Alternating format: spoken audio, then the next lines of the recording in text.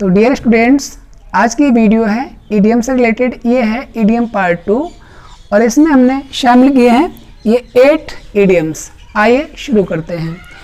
First है bag and baggage. इसका meaning होता है विद ऑल बिलोंगिंग्स, अर्थात बोरिया बिस्तर समेत। हिंदी में बोलते हैं बोरिया बिस्तर समेत। अब इसको याद कैसे करेंगे? तो बैग मीन्स बैग थैला और बैगेज मीन्स होता है सामान। तो कोई व्यक्ति के साथ में थैला था, थैला में सामान था। तो इसका वाक्य प्रयोग क्या होगा? सुनील ने बोरिया बिस्तर समेत ये शहर छोड़ दिया। तो इसे बनाएंगे Sunil left this city bag and baggage. तो ये क्लियर हो गया होगा। बैग एंड बैगेज का अर्थ होता है बोरिया बिस्तर समेत। Next by leaps and bounds. Leaps and bounds का अर्थ होता है वेरी रैपिडली। याद कैसे करेंगे?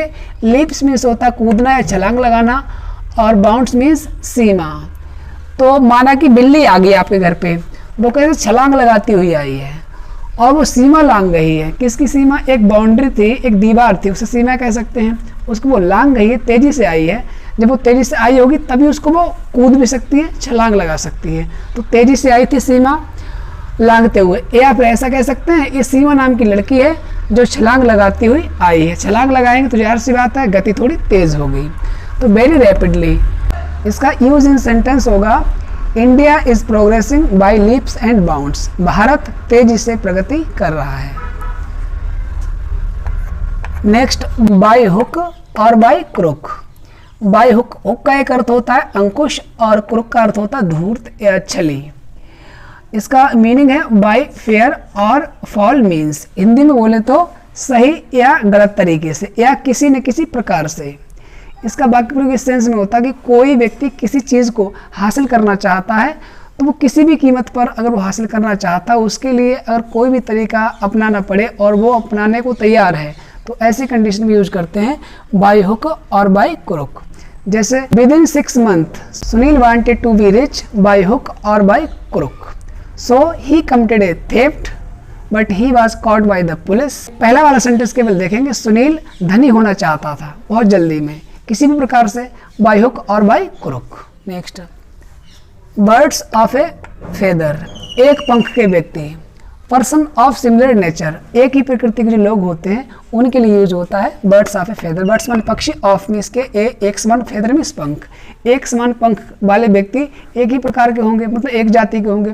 लेकिन एक जाति का मतलब वो जाति नहीं ठाकुर बनिया यादव, बल्कि जिनकी जो टेंडेंसी, प्रवृत्ति, आदत एक जैसी हो, इंटरेस्ट एक जैसा हो, उस प्रकार के एक ही व्यक्ति जो होते हैं उनके लिए हम लगाते हैं बर्ड्स ऑफ ए फेदर। इस मुहावरे का प्रयोग करते हैं। वाक्य प्रयोग के लिए एक ये वाला वाक्य ले सकते हैं कि birds of a feather flock together, एक पंख वाले पक्षी झुंडों में आते हैं या एक साथ में उड़ते हैं। Next bread and butter. Bread means roti, butter means मक्खन। ब्रेड एंड बटर स्टूडेंट, मूलभूत आवश्यकता जो बेसिक नीड है व्यक्ति की, वो क्या है? वो रोजी रोटी है, रोजी रोटी। अब रोटी और रोजी साथ साथ में बढ़ा रहे हैं, तो वही रोटी का सीधा संबंध होता है रोजी रोटी से। लिवलीहुड का अर्थ होता है रोजी रोटी या आजीविका। तो ब्रेड एंड बटर, तो हम कह सकते हैं कि for a poor person it is very difficult to get bread and butter.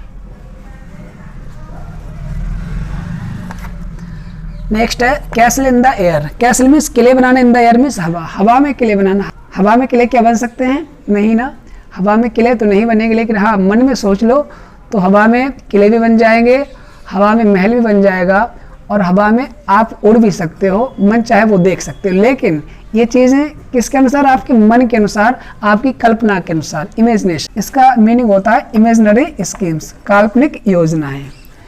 तो castle in the air, it is very easy to castle in the air but it is very hard to work and get something great। next crocodile tears। crocodile means घड़ियाली, tears means आंसू, झूठे आंसू, अर्थात वो आंसू जो दिखावे के हों, हृदय की गहराई से ना हो, ट्रेजेडी होती है उस पर मतलब दुख को प्रकट ना करते हो। तो झूठे आंसू कैसे? जैसे हम कहें कि उसकी सौतेली माँ ने उसकी मृत्यु पर घड़ियाली आंसू बहाए।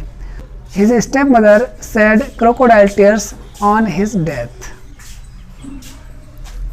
चाइल्ड्स प्ले, बच्चे का खेल। बच्चे का खेल का अर्थ क्या होता है आप समझ ही रहे होंगे, ये कोई बच्चे का खेल नहीं है। रामायण में भी एक चौपाई है कि ये युद्ध स्थल वीरों का है, खिलवाड़ नहीं है बच्चों का।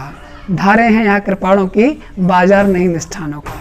कि खिलवाड़ बच्चों का नहीं है, बच्चों का खिलवाड़ का मतलब है बहुत आसान काम।